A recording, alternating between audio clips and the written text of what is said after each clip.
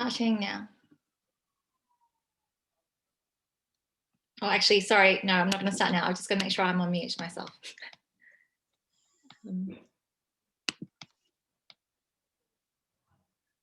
Oh no, I can't do this. Sorry, guys. I'm going to have to stop my screen share and just make sure I'm on mute. Okay.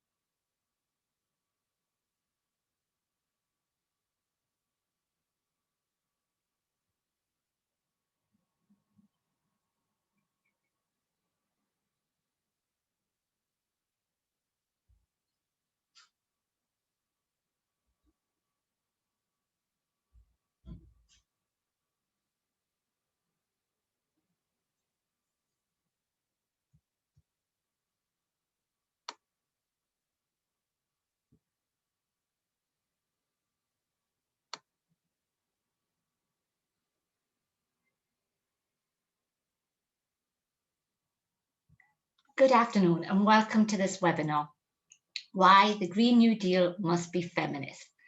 This is the first of a programme of events and workshops leading to COP26, and in today's session we will hear from the authors of the UK Feminist Green New Deal policy paper. This event will be interactive. We want to hear from you and we will encourage you to be involved and engaged for the next hour, and of course beyond that as well.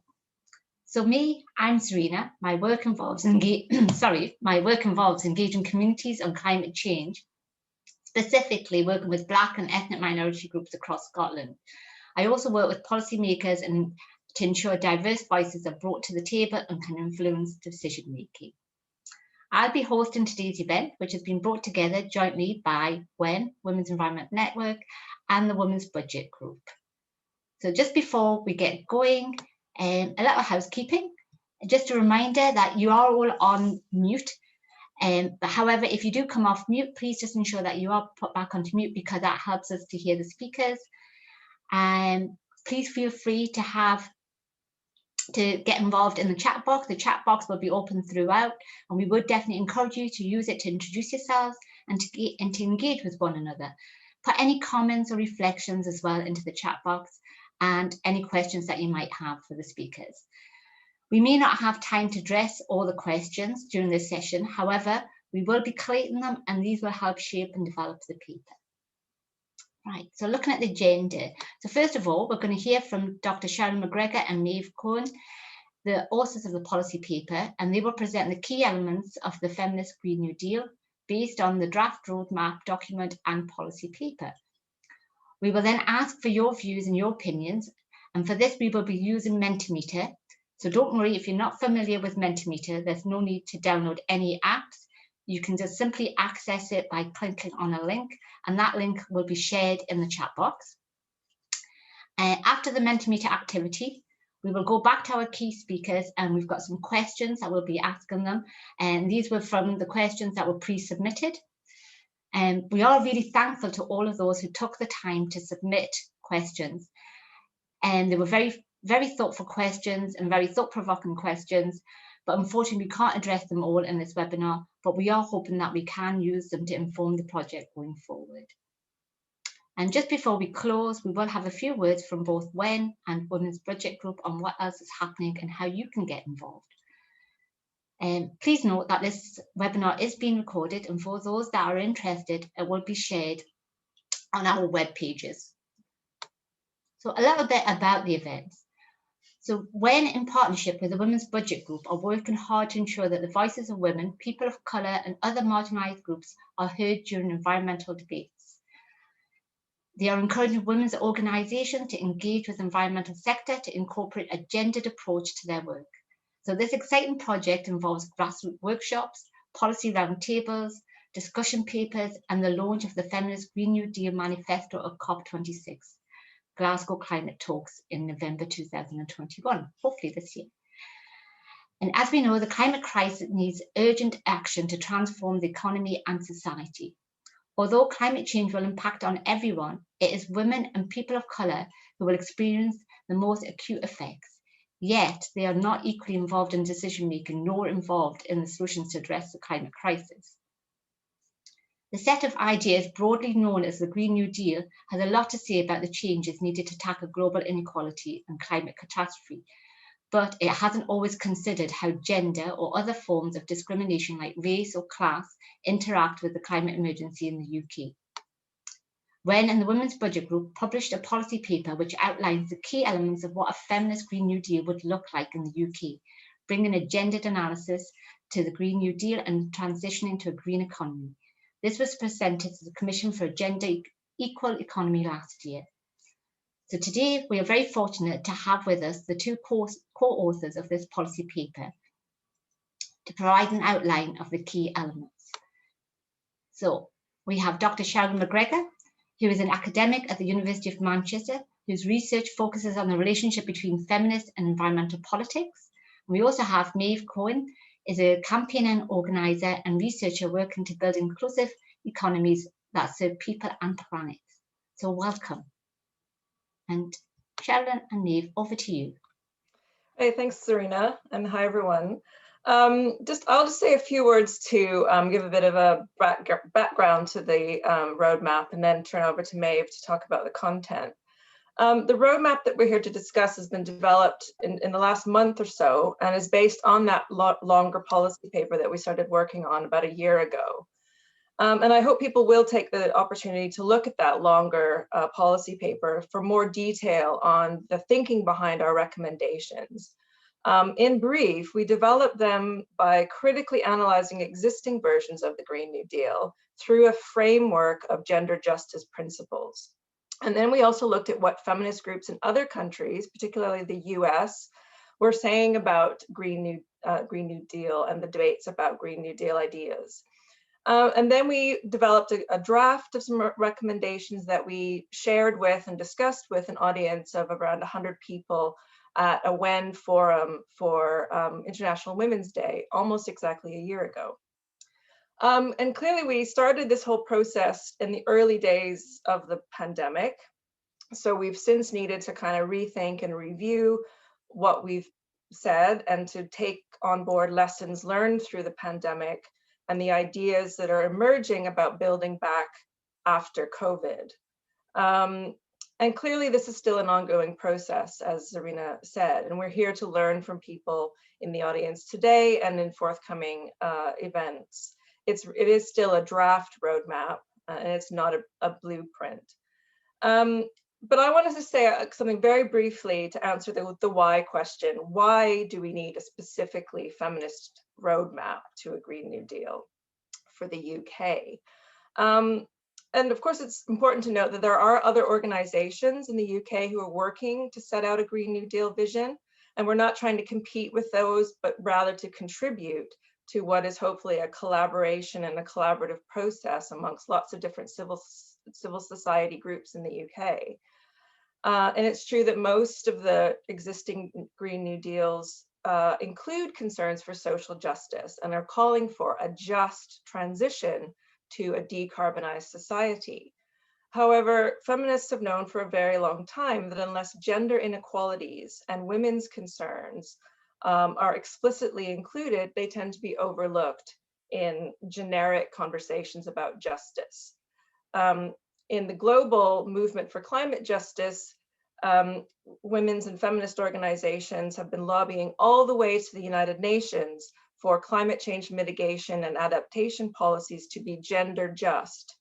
And by this, they mean not just gender sensitive or sort of responsive to women's needs and interests. In other words, add women and stir, but rather to be transformative of gender norms and relations, to move beyond simplistic binaries to a more intersectional understanding of gender, and to transform social and economic structures that underpin and maintain gender inequality.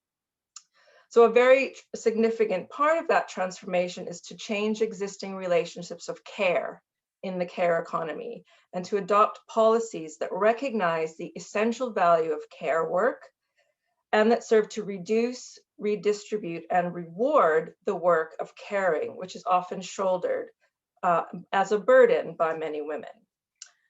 And the idea that society should be finding ways to address the care crisis alongside the environmental crisis has been getting a lot of attention in the past year or so, prompted by discussions about what's happened during the pandemic.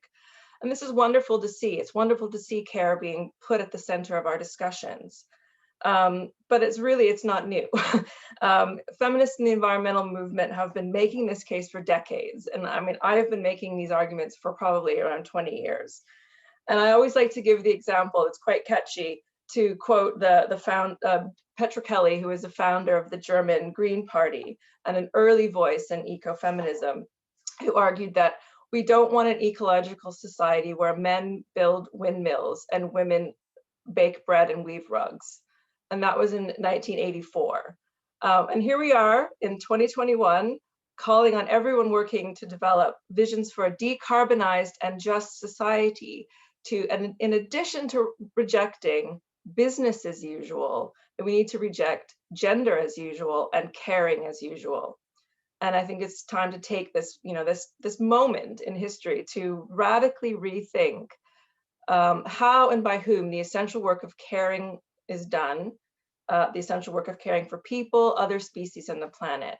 And as I hope we can set out in this roadmap, there are many win-win opportunities that need to be woven into the fabric of a Green New Deal, not just pinned on as an afterthought. And this is why we're here today, to hear what people think should be part of that weave into the fabric of a Green New Deal. And I'll turn over to Maeve to talk about the main themes that we've come up with for our roadmap. Amazing, thanks, Sherilyn. Yeah, so as Sherilyn says, like this is the beginning of the conversation. So these are our thoughts, but we really want to hear other people's thoughts as well, because yeah, we talk to each other a lot and we'd like some diversity. So yeah, I'm just going to briefly go through the paper, the draft that we wrote, and I can't talk about everything, obviously. I'm just going to pull out the things that I think are the most interesting or need expanding a bit. So the first thing we mentioned, and the most important thing, is this idea of mainstreaming intersectional analysis into everything. And yeah, that's the stuff that Sherilyn's talking about. Like it's not, the few sentences that we've given to it in that draft is just belies the enormity of the task of mainstreaming intersectional analysis into everything. So it means like a lot of training. It means training within government, within local government, a lot of education, a lot of amending procurement policies and supply chains. Yeah, it's about a massive paradigm shift in the way that we think about almost everything in public life. And so it's really not going to be easy. There are a lot of positive examples that are happening, and particularly after the Black Lives Matter protests this summer, there has been some space made to for these conversations. But yeah, I mean, it's a big uphill struggle, and it is definitely the most important part of it. The second thing, like Sherilyn says, other big thing that we talk about is care. And I doubt I have to say much to this crowd about the need to invest in social infrastructure. But I will say that the environmental aspect of this investment is not talked about anywhere near enough. We say in the paper, I'll say it to you now and I'll say it till I'm blue in the face, like care jobs are green jobs.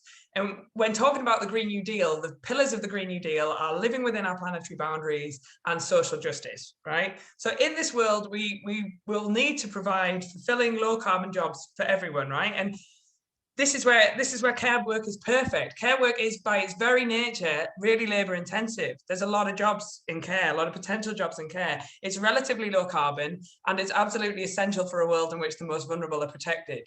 So we really need to be investing in these sectors. We need to be improving conditions and pay and working to attract more men and all of those things. But we also need not to be complacent. As we mentioned in the paper, there is a lot more that we could be doing within the caring industry to make them greener. And that should absolutely be part of the priorities for a Green New Deal as well.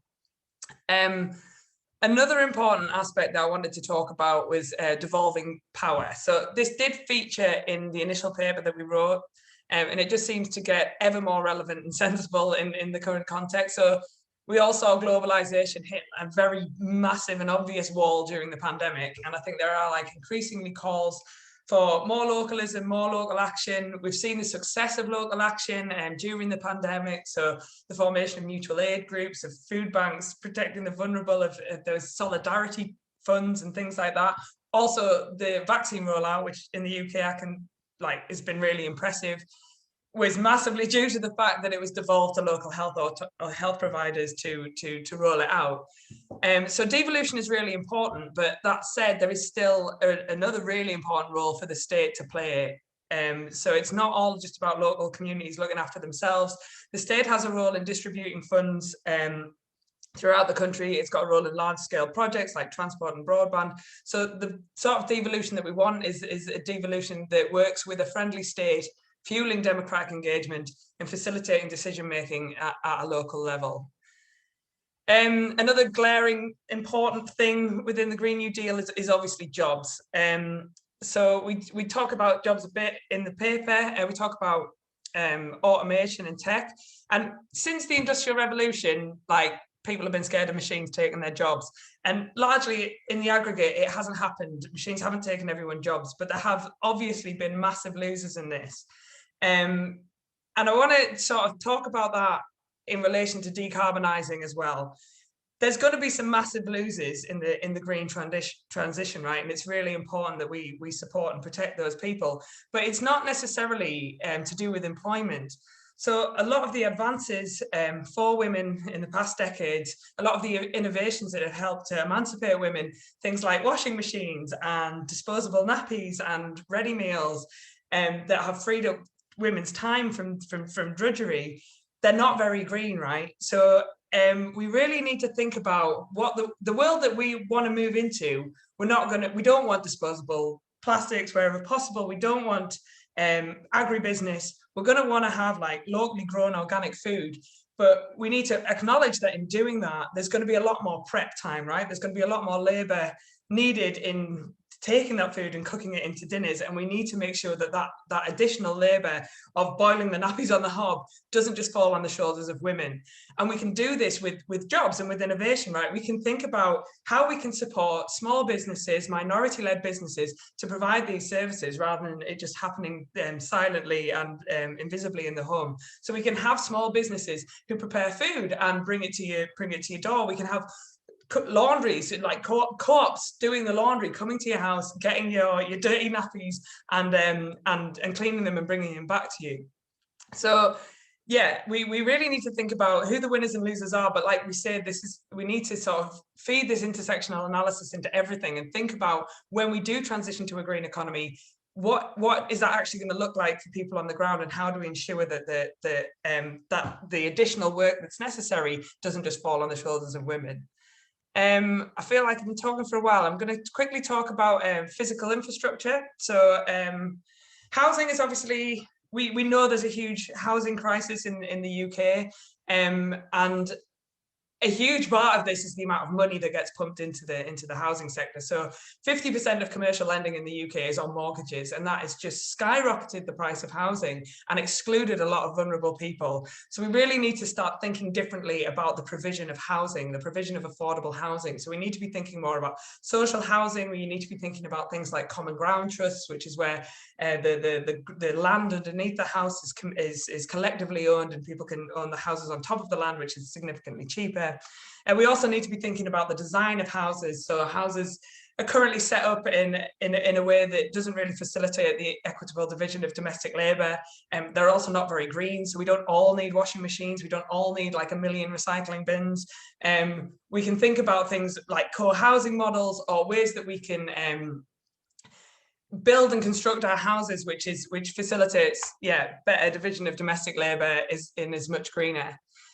With transport, I'm not going to say much on transport. Obviously, we need to decarbonise transport, but we really need to think about when we're designing public transport, we need to think about who's using that public transport and what they're using it for. So we need to co-create things like timetables, routes with the people who are going to be using these buses or trams or whatever. People who have got caring responsibilities, people with disabilities, people who are going to be making multiple small journeys throughout the day. We need to be thinking about them when we design not just the way that these things work, but the routes and timetables that they adhere to. The last thing I'm going to talk about, because I think it's nice to end on a win, is well, it's not a win, but the banking system isn't sorted, but we did have a win last week, which was good. So it's green banking. So one of the things that we put in the roadmap, which we wrote before the budget last week, actually happened in the budget last week, which is really exciting. So the Monetary Policy Committee, whose job it is to keep inflation in check, they've been given a green mandate. And what this means is that they need to support the government, the Bank of England, sorry, the Monetary Policy Committee are part of the Bank of England. So now the Bank of England needs to support the government in its green transition. So that means the Bank of England can no longer buy fossil fuel assets through quantitative easing. It can't accept fossil fuel assets as collateral on lending. And it's got a remit to work with the Treasury through the National Investment Bank to channel money into green investment. And this is all great news, right? Because the Bank of England is a world-leading central bank, so if it does it, other banks will follow it. It also has massive influence in the private banking sector, so hopefully they will follow too. Channeling all this money into green investment, which is great, but our job as feminists is we need to be banging this drum that care jobs are green jobs, right? This must include care. This must include these like micro businesses that I've been talking about that are like incredibly necessary to ensure that women's rights that have progressed through the last few decades are retained and they're not tied back to the kitchen sink. So yes, there's been some successes with this with green banking, but we need to make sure that investment works for women and minority groups as well. And that's all I'm going to say. Thank you both, Maeve and Sherilyn, and thank you for that overview. And I know there's so much in that paper, but you did a brilliant job of trying to summarise the key points there. And like you said, that it is a work in progress, and we are really interested in hearing what everybody else has to say and about what should be in the paper, what people would like to see, how to shape and develop the Feminist Green New Deal. So part of that is now the point of us having this event today. So we're going to pop a Mentimeter poll just now, and that link should come up. So if you can just press on that link, and it'll take you to our poll. And on the poll, we've got 7 themes, right? And what we'd like you to do with the 7 themes is rank them, with number 1 being the highest priority to number 7 being the lowest priority. So you should be able to just click on the link, and then you'll go to that Mentimeter page. And once you're on there, then if you can have a look at the themes and then start ranking them. And as you rank them, we'll be able to see them on the screen of what people think should have the highest priority. So some of the themes, well, the themes that we have are mainstream intersectional gender analysis into every stage of the decarbonisation transition, from policy making to design and planning to implementation in communities. Then we have treat care jobs as green jobs to make publicly funded social infrastructure such as healthcare, childcare and adult social care, the bedrock of a decarbonised economy. We have embrace radical changes in physical infrastructure such as housing, transport and energy that simultaneously reduce environmental impact and improve quality of life, including that by better reflecting diverse life patterns and by reducing and redistributing unpaid care work. Ensure inclusive employment practices such as paid care leaves and a 30-hour paid work week and a living wage. Revitalise local communities through community wealth building and support for small local businesses in undeserved areas to promote just sustainability. Divert finances away from fossil fuel companies and channel investment into green industries, including care, education, and other female-dominated low-carbon sectors. Democratize the economy by facilitating the creation of a plurality of banking models and supporting financial inclusion through education and protecting access to cash. Right, and it's great to see everybody ranking these. Okay, we've got some very main key ones. So the one that's ranking at number 1 at the moment is mainstream intersectional gender analysis into every stage of the decarbonisation transition. And coming close is number 2, is divert finances away from fossil fuel. And at the bottom, we have revitalise local communities through supporting local small businesses. Okay. Okay, number 2 is now treat care jobs as green jobs. Okay, brilliant. Okay, right, so we're going to move on to the other questions just now. So thank you for taking part in that poll. And I think that poll is going to be open for a while until the end of the webinar. Right, but we're going to move on to the questions now. Right, so the first question, and we've got these questions because we really do want to hear your thoughts and ideas. So take a little bit of time thinking about what you would like to add, and also you can add more than one answer. So you can add multiple answers as well. If you've got quite a lot to say, that would be brilliant. So the first question, and again, we've got the Mentimeter link on the chat box. So if you just click on that, and you'll go straight to the link. So the first question is, what else should be in the Feminist Green New Deal? So you've heard from Sherilyn and Maeve, and what else do you think is missing? Or what else do you think we could add into it? Or is there anything else that you would like to see? Okay, so I'll give you a few minutes to start adding that. And again, once people start putting in their comments, we'll be able to see them on the screen. Okay, so we've got empowerment of local communities.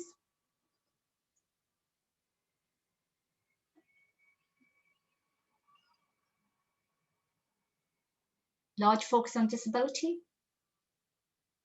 Internationalism, macroeconomic perspectives.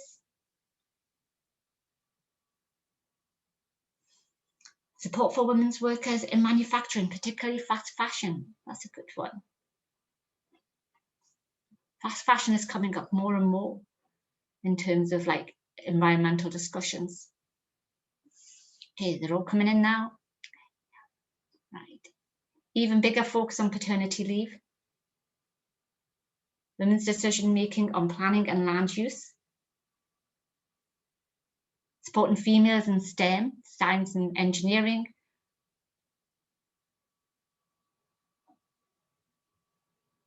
Participation of all ages.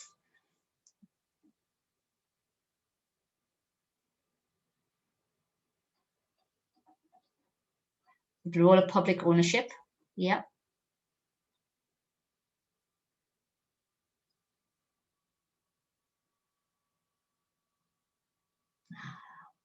Education, so linking up with the one about age, how is this brought into primary, secondary and third level education?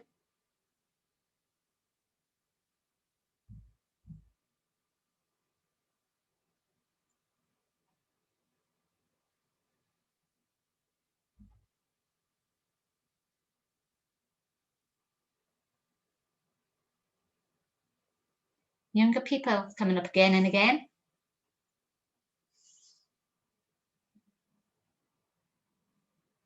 Understanding why women are still underrepresented at senior positions. Supply chain CSR. Education jobs are also green jobs. More women on boards of local enterprise. Eradicating violence against women. So there's a lot here to think about. So what we're going to do is capture all of these, and we will be capturing them. So thank you for populating that. And now we'll move on to question 2. So we'll share question 2. Okay, and you'll get, and it should just come up as your second question.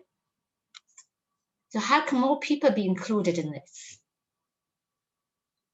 So we've heard a lot in the first question. A lot of people were talking about young people and getting young people involved and getting the education involved, looking at people in senior roles, representation.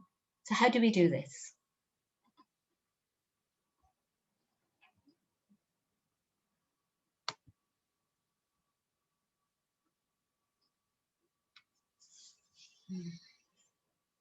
School workshops, funding, partnerships with schools, community-based sessions.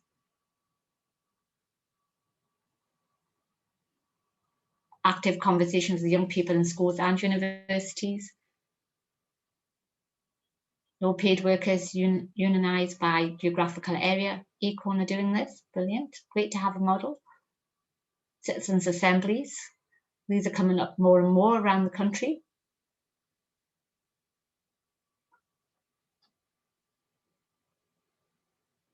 Climate justice as part of the school curriculum. Green Deal champions, women's institutes, policy and legislation.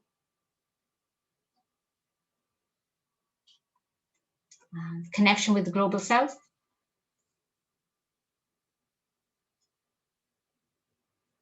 Citizens' assemblies coming up again. Work with artists, yes, working with the creative sector, the arts sector. Sometimes they don't actually get much of a mention when we're talking about Green New Deal. Lobbying for more public ownership of land and industries.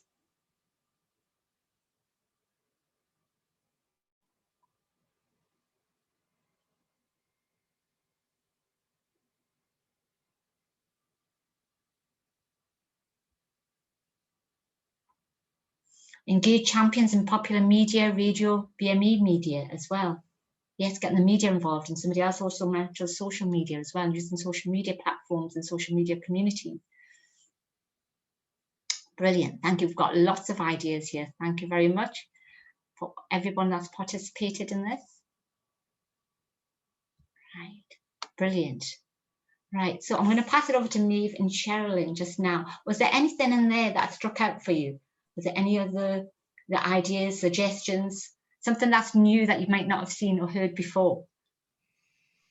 You're probably thinking, right, we know all these, we know all the issues, we know that there's issues here, but I mean, we have to tell people that we try to write these documents and we keep getting told to shorten them, so we can't possibly cover everything, and it's really frustrating. But absolutely, taking a holistic perspective means we need to include more and more and more, and definitely things like more participation, more empowerment of local communities. These things are so important because that's how you get diversity of views and an inclusive approach to policy making. So what about, like, how do you do it? Yeah, so I mean, one of the things that came up there was like citizens' assemblies, and I know that citizens' assemblies are popping up around the UK now more and more to do this whole, like, being much more inclusive engagement of like devolution power, democracy, local governments, thinking about how do we include the voices that aren't getting included in decision making.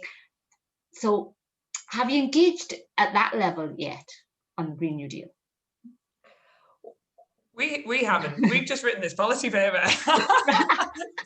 But no, I think it's really they have popped up and they've been really used really successfully. Like they had a citizens assembly in Ireland around same-sex marriage, and they had a citizens assembly in France around after the Gilets jaunes riots about how to decarbonize, and these things have been listened to and turned into policy, or in the process of being turned into policy.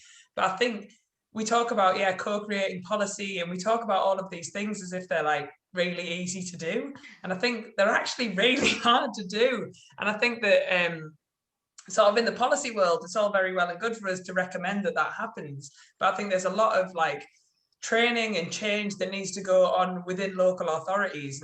And in that context in the UK at the minute, where they have been brutally cut and continue to be cut, like the last budget was an austerity budget when it comes to local authorities. Like it's a really difficult thing to actually do, and it's very labor intensive, and it takes quite a lot of time.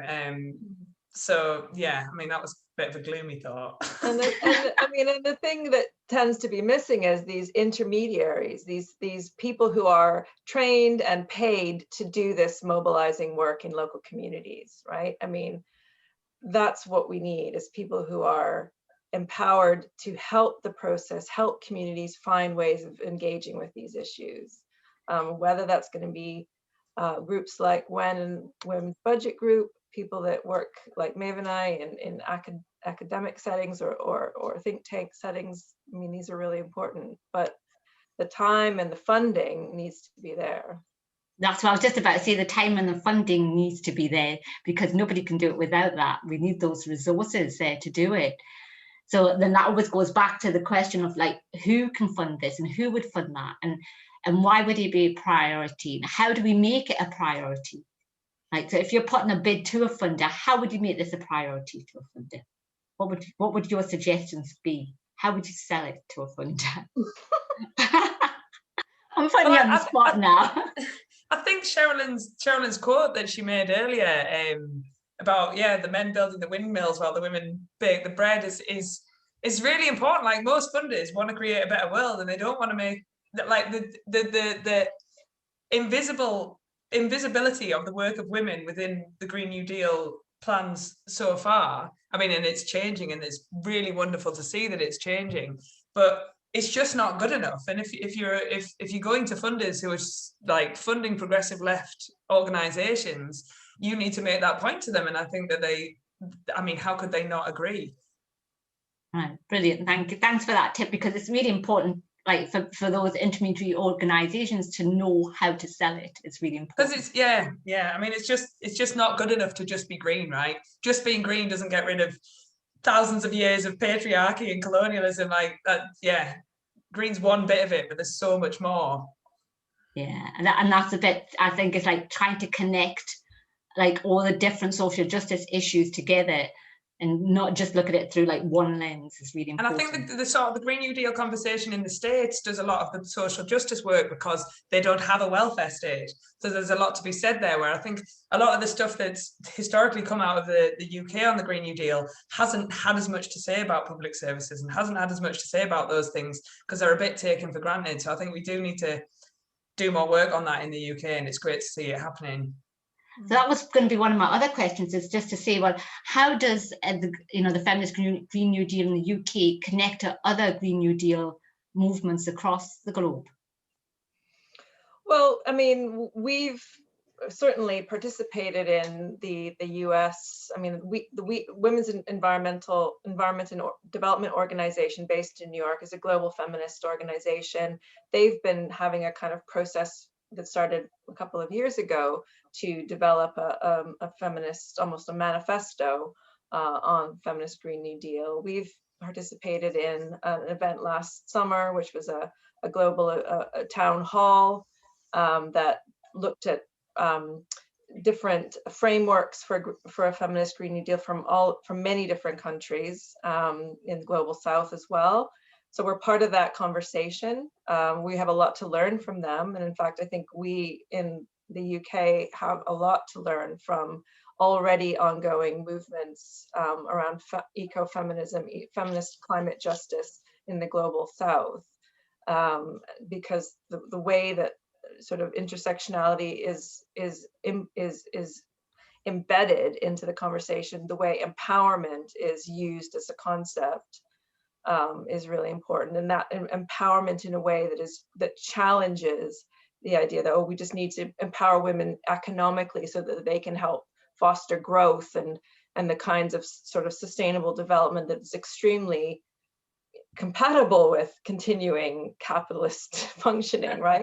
So really that kind of alternative views of empowerment, alternative views of what is the goal here? It's transformation, not just adding women and stirring, so to speak, or adding sort of, the hitherto is invisible people or voices and stirring. Great. And that actually speaks to one of the other questions that was put forward. So this question here says that, are there examples of feminist Green New Deal types of policies being implemented anywhere already at the local level? And how can the deal be implemented in city adaptation strategies, and to provide any concrete examples? So I think those two are quite related. Yeah, I mean, I think the sort of idea of feminist Green New Deal is quite new, right? So I wouldn't say I could look at, where it's actually used, that term is used and then implemented in various cities around the world. But I think there's many years of feminists working at the city level, sort of feminist urbanism, feminist urban planning. There's examples, if you look at Barcelona, for example, Barcelona has feminist planning adopted as an actual principle of their local government.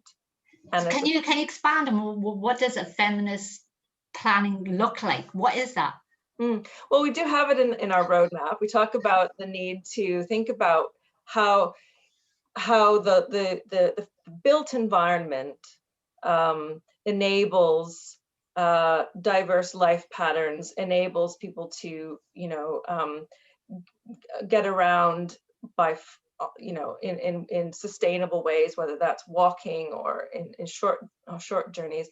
The city of proximity is the concept that feminists have talked about. So where we get rid of the separation between work and home, and think that we can meet our needs in local environments, local spaces. So making them more multi-use environments. I mean, the European cities are already quite dense and built in that way, but the more that we sort of have sprawl and building new communities out into green belts, etc., we don't want any of that, because that just reinforces the car as a way of getting around. And it reinforces separation of use. So there's so much that has been written from a feminist perspective on the built environment that I think we need to have this in the conversations about a Green New Deal. Jobs are important, obviously thinking about jobs are important, but changing the physical infrastructure that lock us into certain use of resources has to be part of that. So have a look at Barcelona, have a look at other European cities in Germany, like Tübingen, the one that starts with F that I can never remember. Never mind. Vienna, the various Austrian cities. There's some really great case studies of feminist urban planning around. Freiburg, thank you so much, Sarah Hall. Thank you, Freiburg. So do you think then that would be easy to replicate? I don't want to use the word replicate, because you can't really replicate anything, because no cities are the same, right? And every city has its own culture, its own people, its own infrastructure. But could we model, probably maybe a better word? I mean, would that be easy to model in somewhere like your city, Manchester? I wouldn't say easy. I mean, it could be done. It just needs the political will, and obviously, what is the process whereby feminists are active in a local authority at the moment? I mean, don't get me into talking about Manchester too much, but I mean, at the moment, there's a certain set of priorities, a certain culture of what's important at the city. At the moment, it's about building lots of high rises, as far as I can tell. So it's not easy. It has to be part of the struggle. It has to be part of a movement. And the environmental movement or the climate justice movement has to think about, what is happening at the city level. And I don't know, town planning and hasn't really been living up to its full potential in the last few decades, has it? I know. I did a planning degree when I was a master's student, like in the 90s, and it was such an inspirational profession to go into, I thought.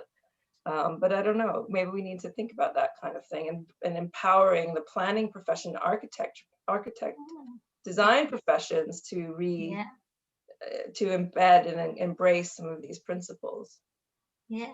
So Maeve, I'd like to bring you in just now, because Sharon just spoke about some of the challenges. Are there any other challenges that you faced, or you think that the Feminist Green New Deal are going to face? Yeah, there's loads of them. Yeah, I mean, I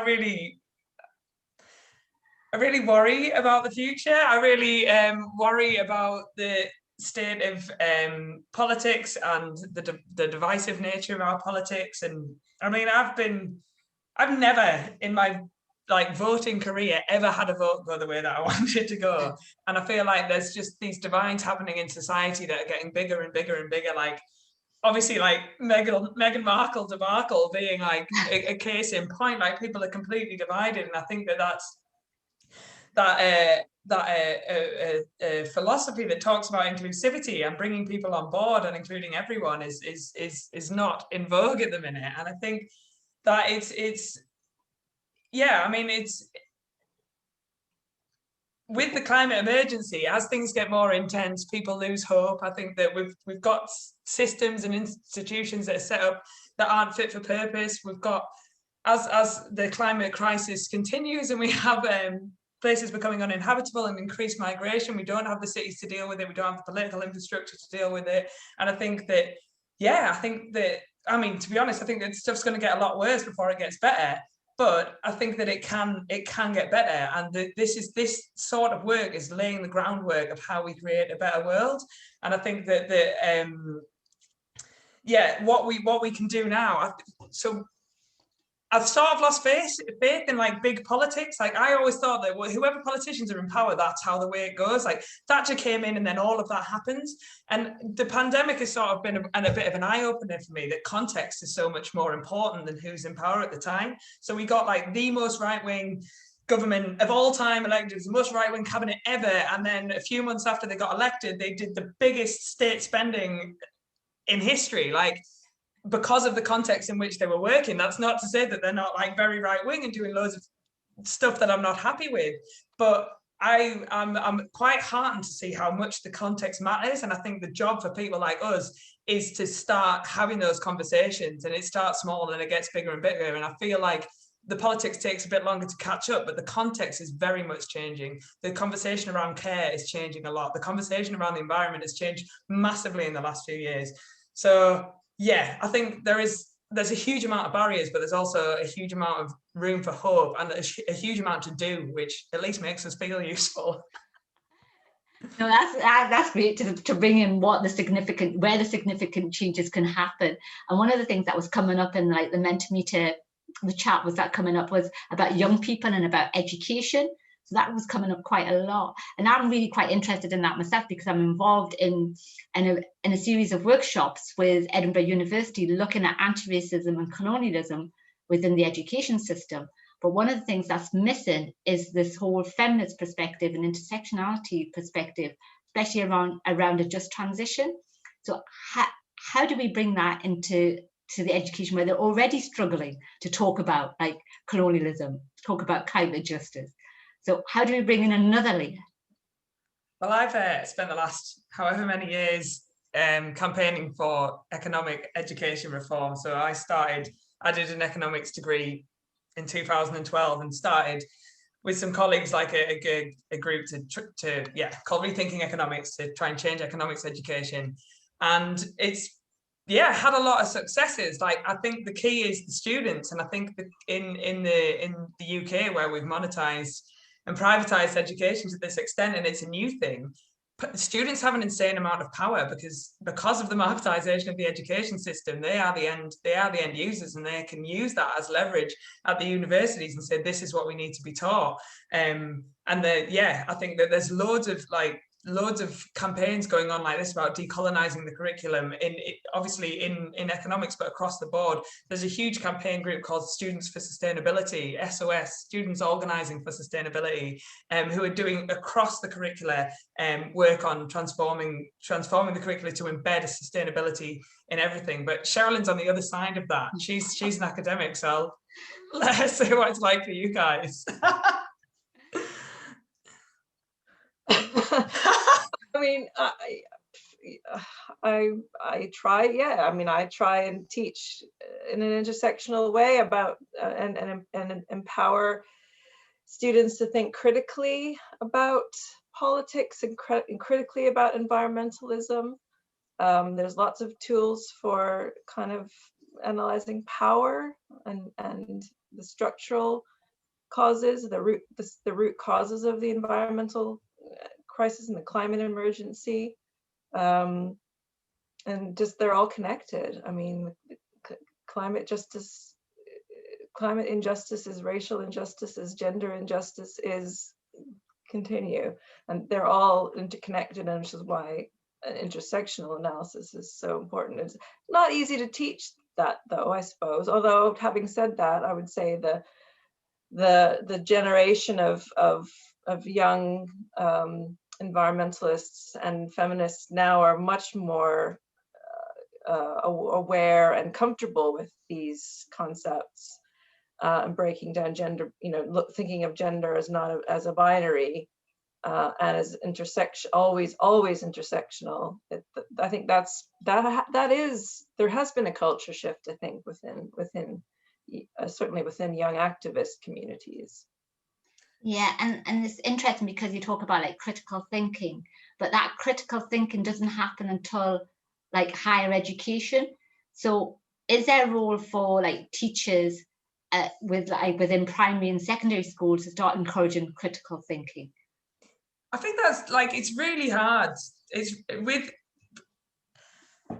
I think that a lot of, so some people are exposed to this stuff because they go home and their parents talk about it, or they have access to information about it, and other people don't. And I think it's really difficult to talk about this sort of stuff to young people if you've got to speak to teachers and to the parents and to the people that are going to be influencing the young people.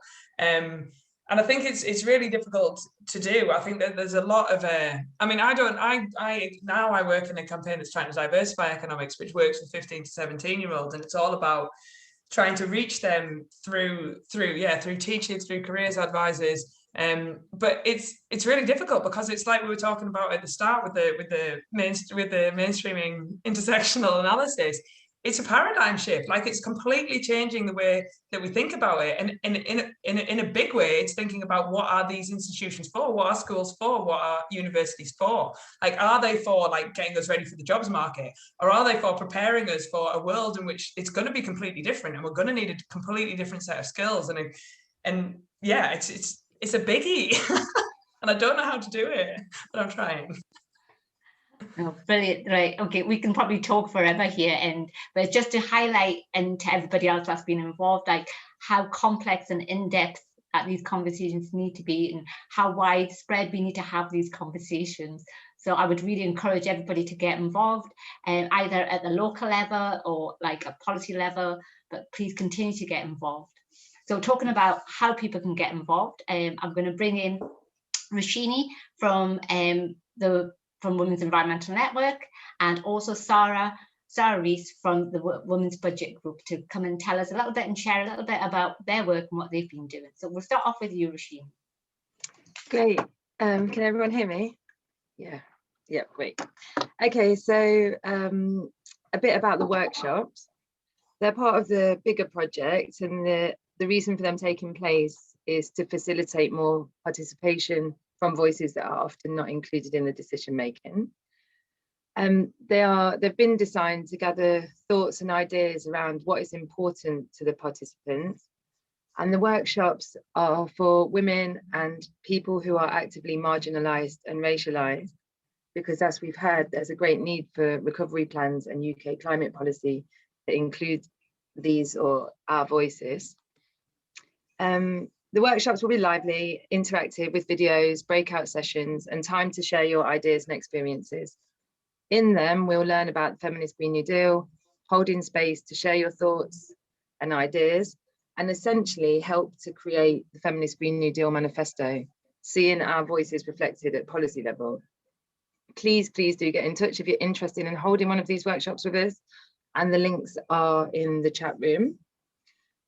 Alongside this, we also have a creative project because we want to showcase women's and marginalised voices in a creative way. And we want to hear from you about what a green, safe and fair life means to you. Your contributions will be made into a publication that we can take to display at COP26 with us. We want to make sure that everyone has an opportunity. So even if you can't come to a workshop or your voice isn't being heard anywhere else, then this is a good place for it to happen, for your voice to be included. And there's more info in the link in the box, but it might be by contributing a drawing, a recipe, a photograph, or anything else, another idea. Please do check this out. Thank you very much. Okay, thank you. Thanks, Roshini. And now I'll pass over to Sarah. Sarah's the Head of Research and Policy at the Women's Budget Group, and she'll let you know what they've been working on. Thank you very much, Serena. Thanks everyone for this brilliant discussion so far. So I just wanted to tell all the participants a little bit about the work that the Women's Budget Group is doing in the context of this project, the Feminist Green New Deal project, in collaboration with Women's Environmental Network. So WBG is organizing a series of roundtables which will bring people from the women's sector together with people from the environmental and social justice movements to discuss the elements of a feminist Green New Deal.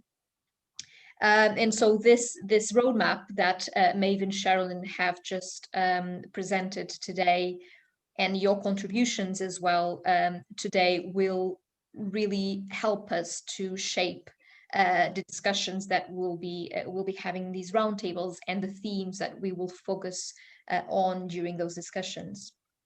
And so alongside these roundtables, we're having a call for tenders where we are commissioning a series of papers, or short policy papers, to basically kickstart these discussions.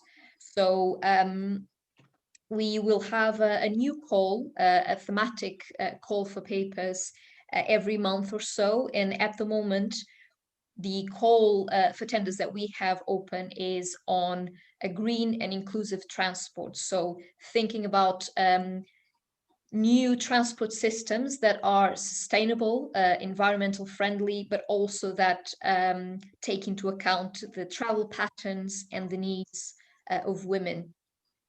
So this call for tenders is open until Monday, so next Monday, the 15th of March.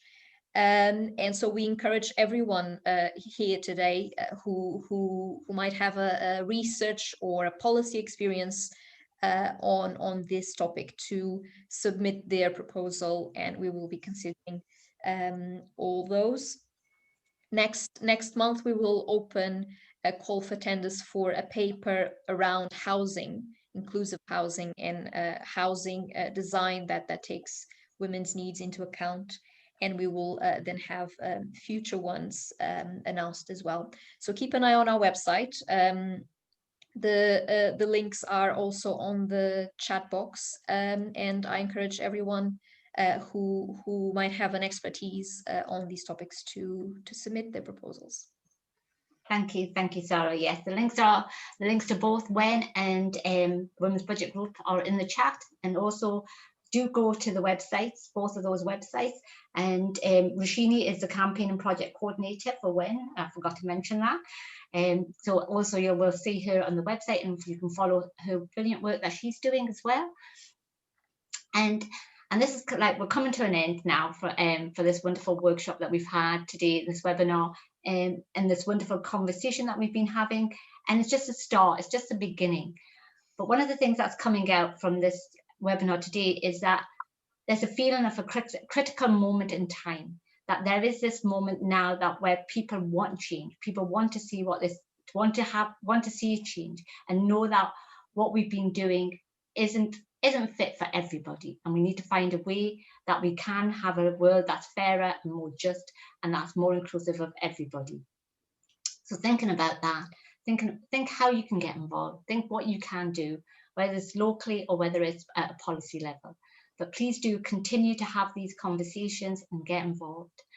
And get involved in also the Feminist Green New Deal manifesto, which we're hoping to launch at COP26. So we'd love for you to sign up to this and to help us get the word out as well. And the last thing I've got to say is that for those on social media, just a reminder that the hashtag for today has been hashtag the Feminist Green New Deal. And we've got Twitter handles, and the Twitter handles were earlier on shared in the chat, but just to go over them again, is @wen_UK, @Women's Budget Group, and at University of Manchester, @Dr_S McGregor, and @Flava Maeve. So thank you all. Thank you all for joining us. And thank you to all the panelists. It was lovely having you. And thank you for all your contributions. Goodbye.